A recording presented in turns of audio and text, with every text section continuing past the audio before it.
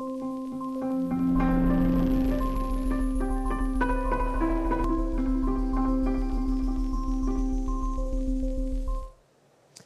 à tous, le Silmo va fermer ses portes dans 2 heures et nous allons dresser sur ce plateau un premier bilan de ce salon.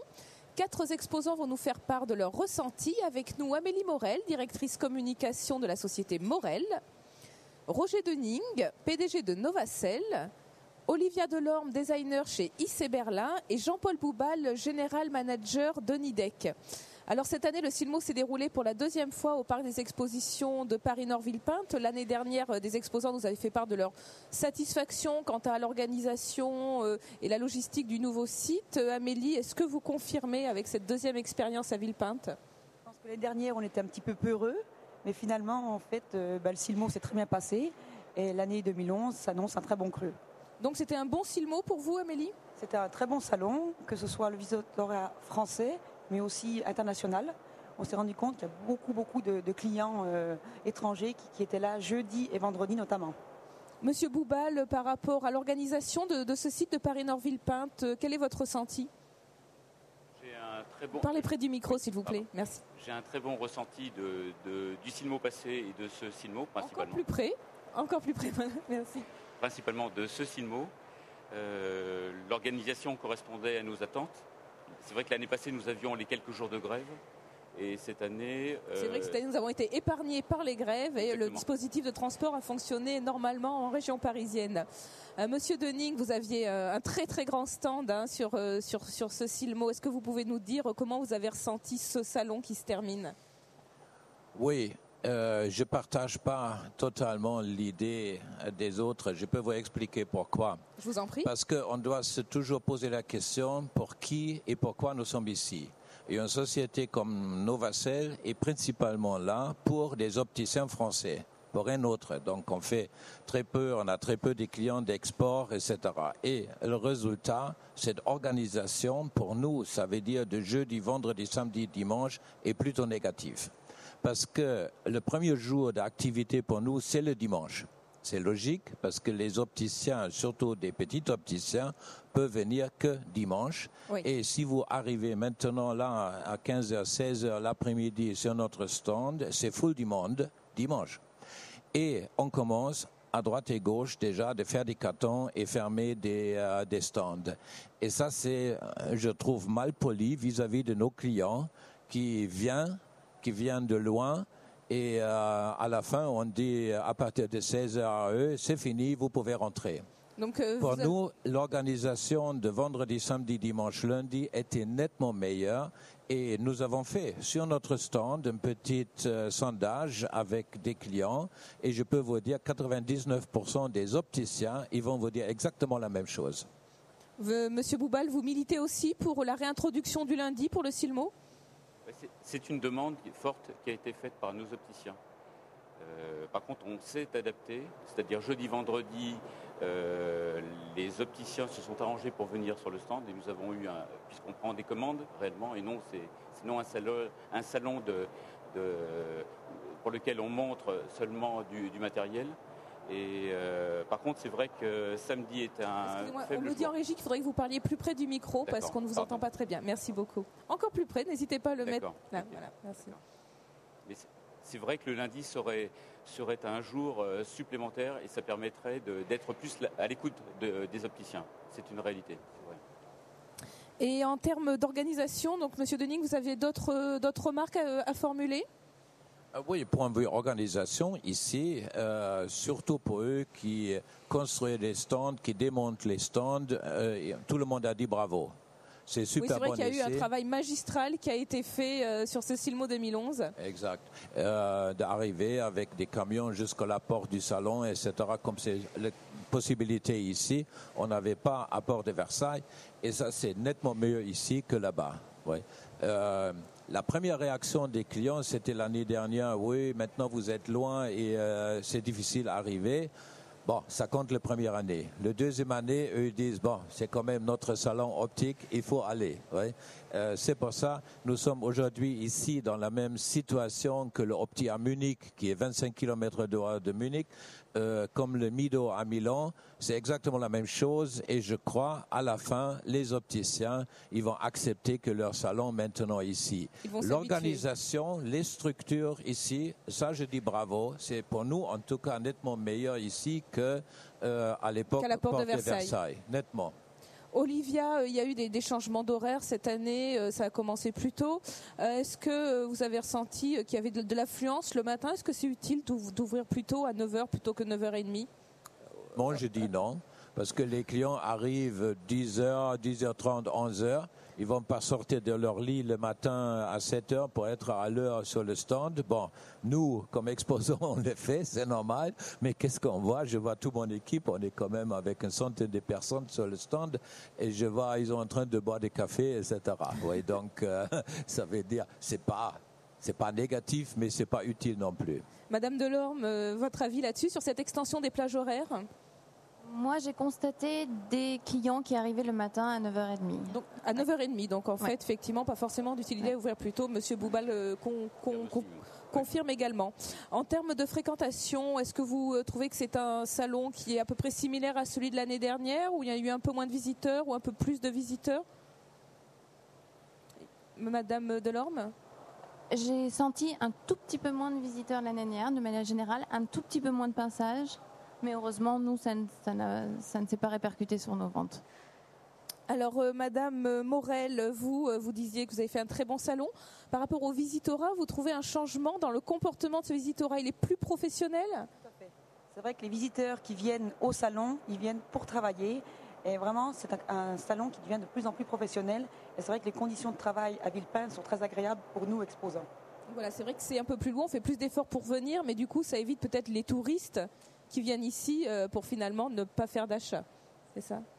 Alors Olivia, vous avez eu un Silmo d'or dans la catégorie lunettes solaires. IC Berlin a été lauréat de cette catégorie. Est-ce que ça vous a apporté beaucoup de monde sur le stand? Ah oui, nettement, tout à fait. On a constaté une amélioration positive au niveau des ventes depuis qu'on a le prix. Et aussi, ça a une influence positive sur le stand lui-même. L'ambiance sur le stand est agréable, les gens viennent voir, les gens veulent voir le prix, veulent voir la monture. Donc pour nous, oui, ça a une influence très très positive.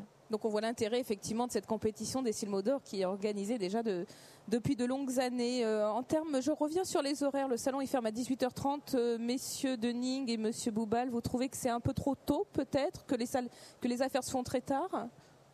Monsieur Dening? Non, personnellement, non. Je trouve tout ce qui a été fait jusque-là, c'est tout à fait professionnel. Et d'ailleurs, moi j'avais des remarques des clients qui ont dit ça devient de plus en plus professionnel. Je crois que de ce côté-là, c'est très très bon. Si on constate effectivement un peu moins de fréquence cette année que d'autres années, les raisons ne sont pas ni le salon ni notre organisation. C'est plutôt conjoncturel.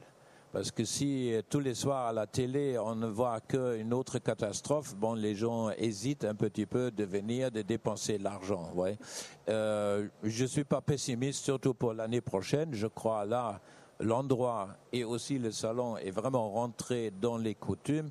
Et je crois on va vivre l'année prochaine peut-être autre chose que les autres années. Je suis tout à fait optimiste de ce côté-là. Monsieur Boubal, donc effectivement, vous avez dit que vous avez eu du monde sur votre stand. Comment ça s'est passé au niveau des commandes? Est-ce que vous êtes satisfait? Nidec est complètement satisfait des prises de commandes.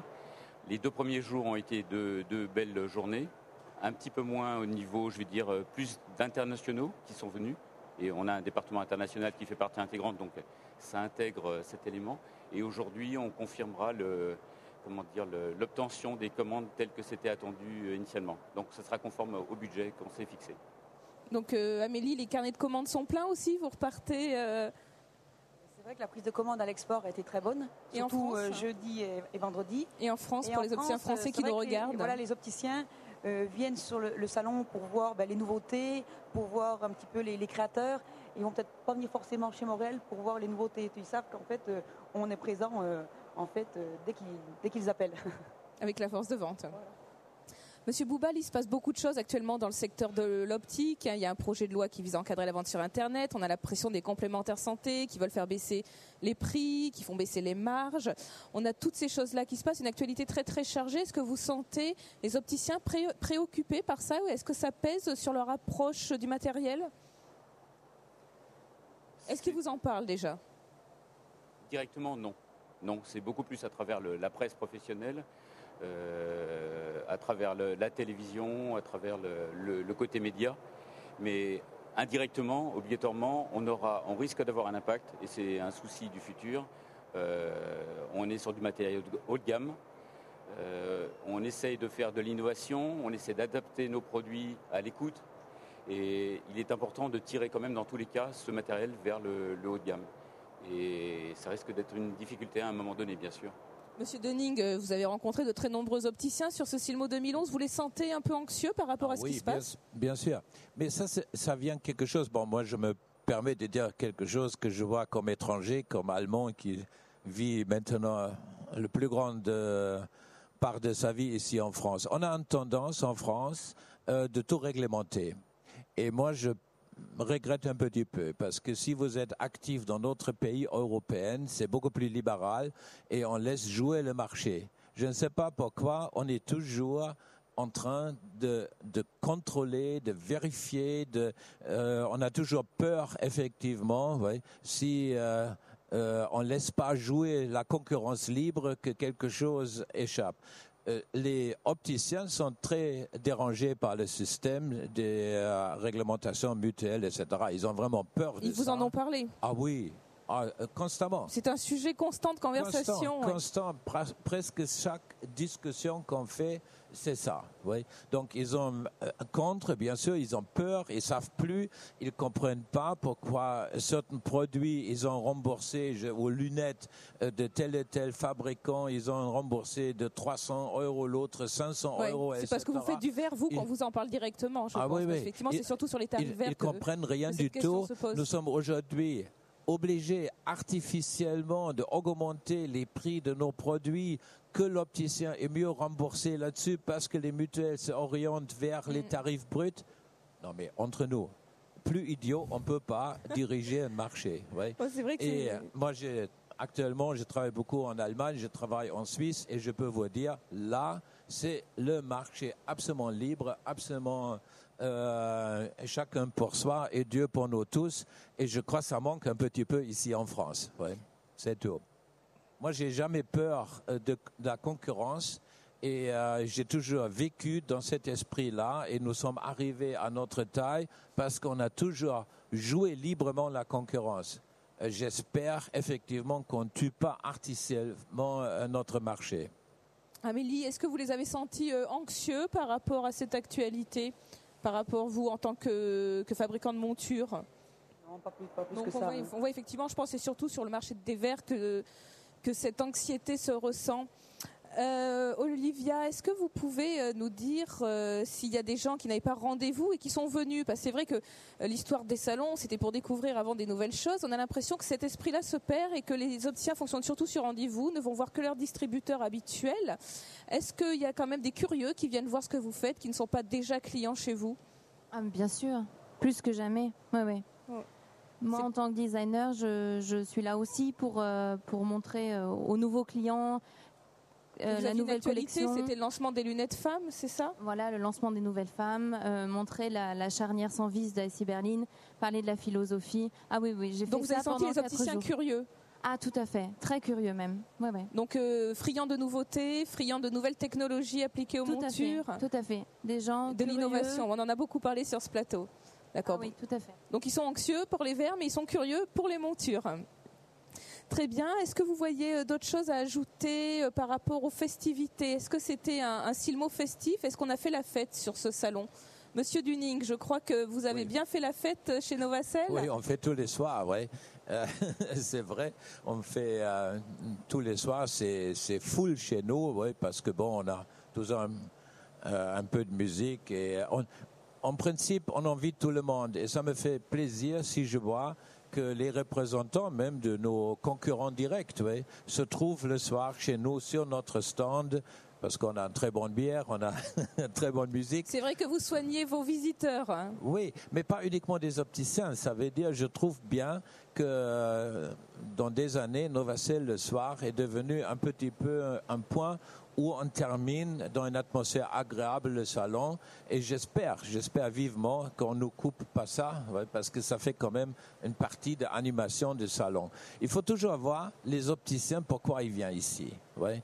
À l'un côté, effectivement, pour les fabricants des montures, de voir les derniers designs, les dernières modes, etc., ça je comprends très bien. Mais eux, ils ne viennent pas chez nous pour vendre des verres. D'acheter des verres. Bien sûr. Il vient chez nous pour vivre un petit moment d'attente avec des amis, etc. Nos représentants sont partout, tous les jours sur le terrain. Ils n'ont vraiment pas besoin de Silmo pour ça. Ouais. C'est pour ça, souvent, on a fait des publicités et on le fait à nos clients. On dit, d'abord, regardez tous les salons. Achetez vos lunettes, etc. Et si vous êtes fatigué et les pieds sont devenus un peu lourds, venez chez Novacell et buvez un peu de champagne ou d'autres choses. Je crois que chez IC Berlin, ça fait la fête également. Nous, on fait la fête tous les jours aussi, c'est pareil. C'est un quotidien. C'est un quotidien chez nous. Il y a une bonne ambiance à Berlin, dans l'entreprise, dans la production et sur le salon, évidemment aussi. Donc on milite pour que le Silmo reste festif, hein, voilà, et que ces soirées sur les stands soient pérennisées l'année prochaine et les autres années. Monsieur Bouba, le mot de la fin ? J'espère qu'on continuera, disons, dans cette même voie. Et micro, s'il vous plaît. Pardon, excusez-moi. Et qu'on continuera complètement dans cette voie et que ça soit un salon encore une fois professionnel et festif, comme dit Monsieur Duning. Merci à tous. Merci pour le mot de la fin, Monsieur Boubal. L'année prochaine, je vous signale que le Silmo se tiendra une semaine plus tard, dans le mois d'octobre. Le studio TV Silmo Acuité sera bien sûr présent pour débattre de tous les gros enjeux de l'actualité du secteur. Je remercie tous les acuinotes qui ont suivi nos débats devant leur ordinateur, leur iPhone ou leur iPad ou Android. Je remercie aussi nos équipes techniques qui ont assuré pendant 4 jours la réalisation et la diffusion en direct de toutes nos émissions. Elles seront toutes diffusées et archivées sur acuité.fr. Je vous retrouve très vite sur notre site. Je vous souhaite une très bonne fin de Silmo. Au revoir.